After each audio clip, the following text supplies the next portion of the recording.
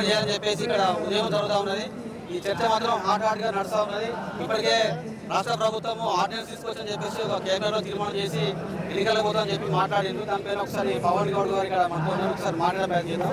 పవన్ గౌడ్ గారు సోషల్ మీడియాలో చాలా యాక్టివ్గా ఉంటారు. అదేవిధంగా బీఆర్ఎస్ పార్టీలో కూడా యాక్టివ్గా ఉంటారు. ఒకసారి చెప్పండి, బీసీ రిజర్వేషన్ సంబంధించి ఆర్డినెన్స్ తీసుకొచ్చారు కదా, దానిపైన మీ అభిప్రాయం? ఆర్డినెన్స్ కాదు మాకు కావాల్సింది, చట్టరీత్యా చట్టబద్ధంగా 42% రిజర్వేషన్ మా బీసీ బిడ్డలకు కావాలి. నువ్వు కామారెడ్డి సాక్షిగా అధికారంలోకి రాగానే 6 నెలల్లోపే బీసీలకు 42% బీసీ కమిషన్ నివేదిక ఆధారంగా చేస్తా అని చెప్పారు. అప్పుడు ఆర్డినెన్స్ అని చెప్పలేదు, సర్వేలు చేస్తామని చెప్పలేదు, కులగణన చేస్తామని చెప్పలేదు, ఏది చెప్పకుండానే నువ్వు చేసావు. కానీ కులగణన పేరుతోటి, సర్వేల పేరుతోటి 6 నెలల కాలాన్ని 18 నెలల కాలంగా తీసినా కూడా మేము ఊకున్నాం ఇప్పటిదాకా. మళ్ళా తీరా చావు కబురు చల్లగా చెప్పినట్టు ఇప్పుడు ఆర్డినెన్స్ అని చెప్తాడు. మాకు తెలియని ఆర్డినెన్సా, లేకపోతే 28 రాష్ట్రాలలో తమిళనాడు మినహా మిగతా ముఖ్యమంత్రులకు తెలవని ఆర్డినెన్సా? బీసీ బిడ్డలకు ఆర్డినెన్స్ తీసుకొచ్చి ఒక డైవర్షన్ పాలిటిక్స్ కి తెరలేపిండు రేవంత్ రెడ్డి కాంగ్రెస్ పార్టీ. ఆర్డినెన్స్ అనేది ఒక బూటకం. ఆర్డినెన్స్ అనేది ఇచ్చిన హామీని ఎట్లయితే అంటే డైవర్షన్ కావడానికి, దీని హామీని తప్పించుకోవడానికి చేస్తున్న నాటకం మాత్రమే. ఆర్డినెన్స్ కాదు మాకు కావాల్సింది, చట్టరీత్యా మా 42% రిజర్వేషన్ మాకు కావాలి. స్థానిక సంస్థల ఎన్నికలల్లో స్థానిక సంస్థల ఎన్నికలు గనక 42% రిజర్వేషన్ ఇవ్వకుండా పోయినా, ఒకవేళ పెట్టినా కూడా ఒప్పుకునేది లేదు. పెట్టినా కూడా పెడుతున్నా కూడా బీసీ బిడ్డలు కరు కాచి వాత పెడతారు. కేంద్ర ప్రభుత్వం చట్టం తేవాలని చెప్తా ఉన్నారు. ఈ చట్టము కేంద్రం తీసుకురావాలి, రాష్ట్ర ప్రభుత్వం అయితే.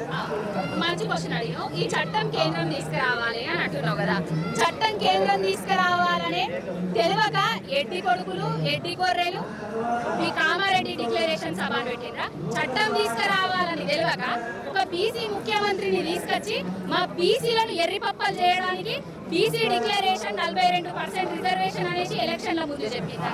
ఎందుకు చెప్పిండ్రు? ఇప్పటికైనా చెప్పిన మాటకు కట్టుబడి ఉండు రేవంత్ రెడ్డి కాంగ్రెస్ పార్టీ. ఇప్పటికే 60 ఏళ్లు ఆగం చేసిండ్రు తెలంగాణ రాష్ట్రాన్ని. 18 నెలలలో తెలంగాణ రాష్ట్రాన్ని సర్వనాశనం చేసిర్రు. ఇక చేసింది చాలు, ఇక చూస్తున్నది కూడా చాలు. బీసీ బిడ్డలకు కూడా ఓపిక ఉన్నది అని నిరూపించుకున్నాం ఇన్ని రోజులు. ఓపిక నశించింది. మీ మీద యుద్ధం కూడా ప్రకటిస్తారు.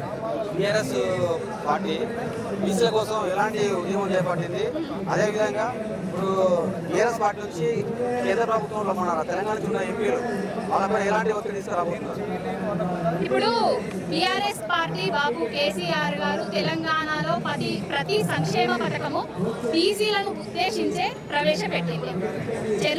చెరువులు తవ్వేయడం కానీ, చెరువులను నింపడం కానీ, చెరువుల చేప పిల్లలు వేయడం కానీ, చెరువులలో అదే ముదిరాజులకు, గంగపుత్రులకు మోపెట్లు ఇవ్వడం కానీ, గొల్లకుర్మ సోదరులకు గొర్రెలు ఇవ్వడం కానీ, అదేవిధంగా 2 లక్షల ఉద్యోగాలలో కూడా బీసీలకు తగిన % ఇవ్వడం కానీ అన్ని చేసిండ్రు. ఇంకొకటి, బీసీలను రాజకీయంగా ఎదగడానికి 50% రిజర్వేషన్ మార్కెట్ కమిటీలో కల్పించింది బాబు కేసీఆర్ గారు.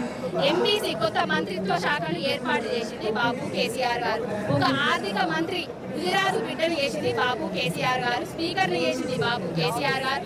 మండలి చైర్మన్ చేసింది బాబు కేసీఆర్ గారు. ఇప్పటికిప్పుడు రాజ్యసభ మొన్నటికి మొన్న వద్దిరాజు రవిచంద్ర గారు ఒక బీసీ బిడ్డకు, మున్నూరు కాపు బిడ్డకు స్థానాన్ని కల్పించింది కూడా బాబు కేసీఆర్ గారు. ప్రతి ఒక్కరికి, ప్రతి వర్గానికి సంక్షేమ పథకాలతోనే కాకుండా రాజకీయంగా ఎదగేటట్టు చేసింది బాబు కేసీఆర్ గారు. 60 ఏళ్లలో కాంగ్రెస్ పార్టీ యోధులు బట్టి ఉట్టి అందరు మస్తు మంది ఉన్నారు. వీళ్ళు వస్తారు, ఎలక్షన్లు వస్తాయి.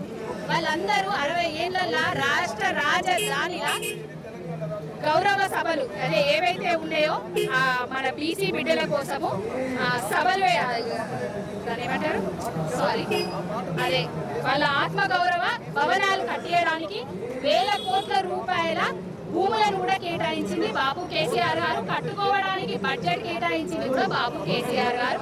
ఆత్మ గౌరవ భవనాలను కట్టించింది బాబు కేసీఆర్ గారు. బీఆర్ఎస్ పార్టీ బీసీలకు ఏం చేసిందో చెప్పడానికి, చర్చకు రావడానికి వాళ్ళు సిద్ధంగా ఉన్నారా? మేము చెప్పడానికి సిద్ధంగా ఉన్నాం, వాళ్ళు చర్చకు రావడానికి సిద్ధంగా ఉన్నారా? ఒకసారి వాళ్ళని అడగండి. మా భవిష్యత్ కార్యాచరణ బీసీ బిడ్డలము, దొడ్డి కొమరయ్య, కొమరం భీము, చాకలి ఐలమ్మ పుట్టిన గడ్డ ఇది. పోరాటాల గడ్డ తెలంగాణ గడ్డ. ప్రతి ఒక్క బీసీ బిడ్డ అగ్గిరవ్వై కాంగ్రెస్ పార్టీ మీద యుద్ధం పూరిస్తుంది, యుద్ధ శంఖాన్ని పూరిస్తుందని 42% రిజర్వేషన్ ఇవ్వాలి. ఇచ్చిన తర్వాతనే స్థానిక సంస్థల ఎన్నికలకు పోవాలి. ఇక్కడికి స్థానిక సంస్థల ఎన్నికలతోటే ఆగిపోదు, రాబోయే ఎమ్మెల్యే కానీ ఎంపీలకు కానీ స్థానాలు కూడా కల్పించాలి.